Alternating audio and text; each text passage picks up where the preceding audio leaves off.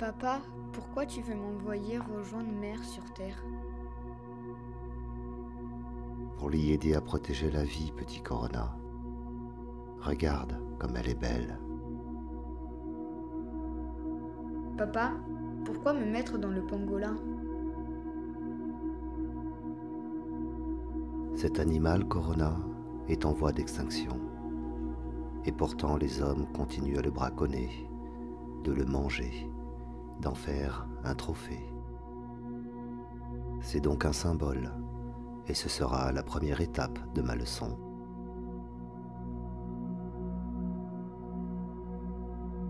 D'accord, papa, mais pourquoi tu veux me faire naître en Chine? La Chine devient la première puissance du monde des humains. Elle est le symbole de la mondialisation, de l'exploitation et la destruction de toute forme de vie, de l'égoïsme et de l'avidité des hommes. Et très vite, tu te répandras partout où l'homme a suivi le même chemin. Et quelle forme vas-tu me donner, papa?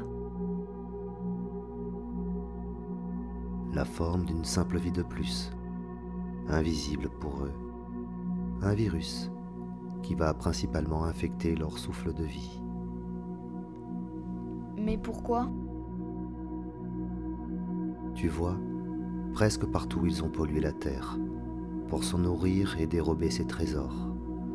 Ils ont pollué les océans et les rivières, brûlé les forêts et détruit la vie qui leur a donné naissance. Ils se détruisent eux-mêmes pour vouloir toujours plus, toujours mieux, jusqu'à polluer l'air, le ciel et l'espace qui les entoure. Ils étouffent la terre. Alors, quoi de plus symbolique que de toucher à leur respiration, petit, tu comprends? Oui, mais ça veut dire que je vais être dangereux, papa. Tu ne le seras pas plus que bien d'autres formes de vie existantes, Corona. Et tu le seras bien moins que les humains eux-mêmes, qui se font la guerre depuis des millénaires, au nom d'une nation, d'une couleur de peau, d'un système, d'une pensée ou d'une croyance. Bien moins que ces pesticides, ces médicaments ou déchets qui les ingurgitent, puis jettent n'importe où. Alors que tant d'humains meurent chaque jour de soif, de faim, de maladies qu'ils savent pourtant guérir. La seule vraie différence, c'est que toi, même invisible, ils te verront partout, et en même temps. D'accord, papa, mais tu crois que ça va marcher ton truc là, alors? Je comprends pas comment. Puisque les hommes ont perdu la raison du cœur, tu vas les toucher dans leur corps. Certains par la maladie, les autres par ces émotions qu'ils ne savent pas goûter en silence et écouter avec calme. Tu vas aussi les toucher dans leur esprit, ce temple inventé du petit moi, où réside tout leur vieux savoir et conditionnement du passé, rempli de cupidité, d'égoïsme et d'avidité.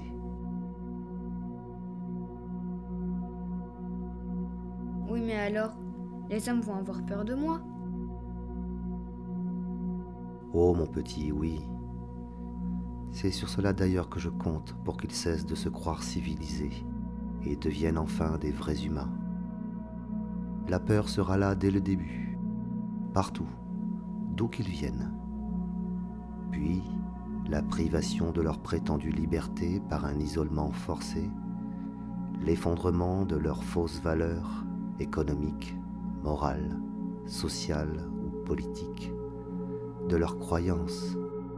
Je veux les immobiliser totalement et massivement, comme une invitation pour chacun vers un voyage dans leur monde intérieur, pour qu'ils découvrent qui ils sont vraiment, qu'ils sont les mêmes psychologiquement aux quatre coins du monde sans la moindre différence.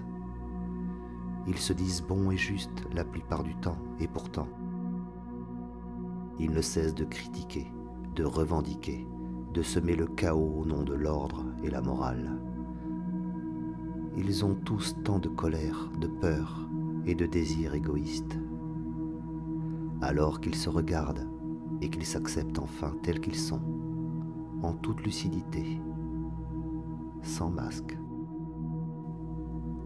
Et il se passera quoi sur Terre en attendant? Eh bien, elle va pouvoir enfin respirer. Et dans cet hémisphère nord où tout a commencé, le printemps va pouvoir rayonner comme il ne l'a jamais fait depuis si longtemps. Et lorsque tout sera terminé, pour ceux qui auront suffisamment regardé en eux, trouver la paix, la sérénité, la simple joie d'être plutôt que le plaisir de paraître, lorsque ceux-là lèveront les yeux, ils redécouvriront comme la vie est belle, si précieuse, l'air si pur. Ils verront des eaux cristallines et entendront le chant du vivant.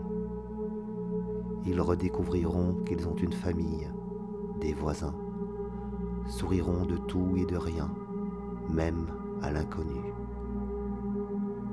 Et lorsqu'ils retoucheront à la terre, beaucoup lui donneront plus qu'ils n'en prendront.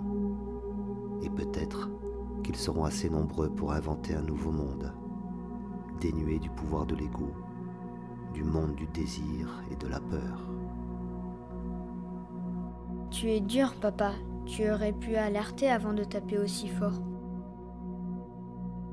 Mais Corona, avant toi, j'ai envoyé plein d'autres petits, de tout type, des maladies comme des arcs-en-ciel, une simple brise ou la douceur d'une fleur, d'un arbre pour les envelopper, même une poignée d'hommes pour les guider.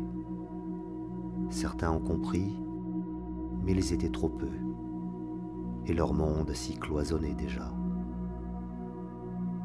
Les humains ont un cœur immense. Quand ils veulent faire quelque chose, ils le font. Ils ont créé de formidables technologies, mais s'en sont servis pour dominer plutôt que pour donner. À l'image de ces hommes qui sont allés sur la Lune et y ont planté un stupide drapeau. Tu es sûr que les hommes vont comprendre cette fois alors? Je ne sais pas, Corona. Je n'ai ni espoir, ni attente. Les hommes ont toujours eu leur destinée dans leur cœur plutôt que dans leurs mains. Peut-être seront-ils bien plus nombreux cette fois-ci à s'ouvrir à la vie et devenir leur propre lumière. Nous verrons bien. Mais je ferai tout ce qu'il faut pour préserver la Terre. Merci, papa, de m'avoir dit tout ça. Alors, tu es prêt maintenant? Oui, papa. Alors, j'y vais.